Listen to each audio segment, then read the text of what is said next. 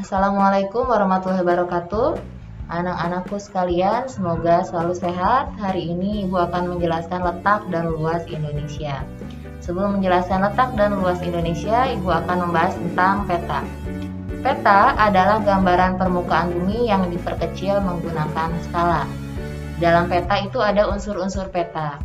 Jadi di sini ada 7 unsur peta yang harus kalian patuhi ketika pembuatan peta. Yang pertama itu ada judul. Judul peta menunjukkan isi peta. Jadi ketika kalian membuat peta itu harus ada judulnya supaya orang yang nanti membaca peta paham peta apa yang sedang dibaca. Lalu unsur yang kedua adalah skala. Skala adalah perbandingan antara jarak di peta dengan jarak sesungguhnya. Jadi kalian ketika membuat peta tidak boleh asal-asalan, harus menggunakan skala. Contoh, skala peta 1:1 juta. Berarti objek yang jaraknya 1 cm di peta berbanding dengan 1 juta cm atau 1 km di lapangan. Skala peta itu ada dua macam. Yang pertama skala angka dan skala garis atau skala grafis. Yang selanjutnya ada orientasi utara.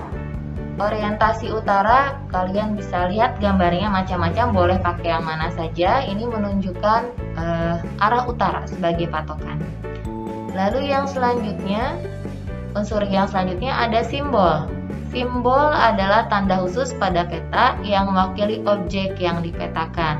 Simbol juga ada berapa macam, ada simbol titik, lalu ada simbol garis. Kita bahas satu persatu simbol titik. Simbol titik ini kalian bisa lihat contohnya, dapat berupa lingkaran, persegi, segitiga, dan lain sebagainya. Ya, jadi ini simbol-simbol mewakili lambang-lambang tertentu. Yang kedua simbol garis. Simbol garis dapat digambar dalam berbagai bentuk dan ukuran ketebalan. Ini contohnya.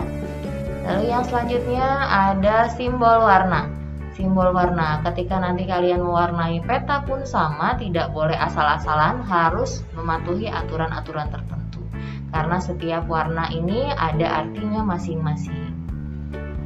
Oke, kita lanjutkan.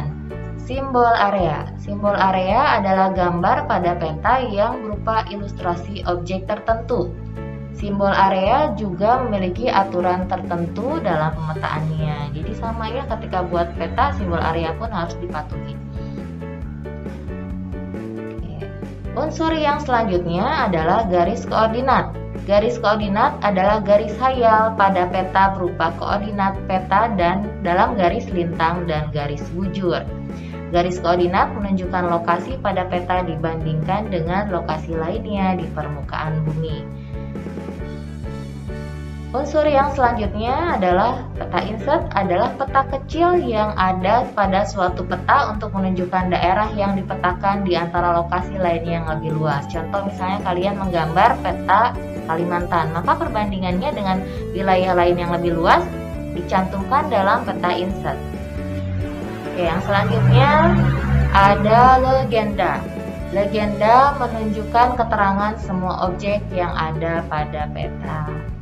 Itu unsur-unsur peta. Jadi ada 7 yang sekali lagi ulangi: judul, skala, orientasi, simbol, garis koordinat, peta insert, dan legenda. Kita lanjutkan ke submateri selanjutnya tentang letak Indonesia. Letak Indonesia ini kita bagi menjadi 2, ada letak astronomis dan letak geografis ya. Letak astronomis adalah letak suatu wilayah berdasarkan garis lintang dan garis bujur. Letak astronomis Indonesia ada di 6 derajat lintang utara sampai 11 derajat lintang selatan dan 95 derajat bujur timur sampai 141 derajat bujur timur. Sedangkan letak geografisnya ada di antara 2 benua, yaitu benua Asia dan Australia, serta ada di antara 2 samudra, yaitu Samudra Pasifik dan Samudra Hindia. Letak geografis itu adalah letak suatu wilayah berdasarkan kenyataannya di permukaan bumi.